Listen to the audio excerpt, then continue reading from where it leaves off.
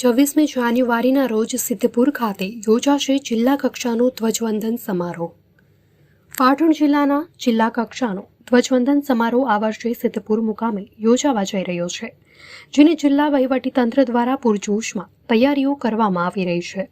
26મી જાન્યુઆરી પ્રજાસત્તાક દિવસે આરોગ્ય મંત્રી ઋષિકેશભાઈ પટેલના હસ્તે ધ્વજવંદન થવાનું છે, ત્યારે આજ રોજ કાર્યક્રમની તૈયારીઓને જિલ્લા વહીવટીતંત્ર દ્વારા આખરી ઓપ આપવામાં આવ્યો હતો।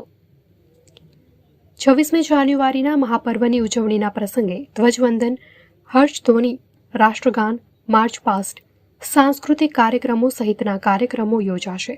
કાર્યક્રમની તમામ તૈયારીઓ જિલ્લા વહીવટીતંત્ર દ્વારા પૂર્ણ કરી દેવામાં આવી છે, જેનું આજે પાટણ જિલ્લા કલેક્ટરની ઉપસ્થિતિમાં રિહર્સલ કરવામાં આવ્યું હતું।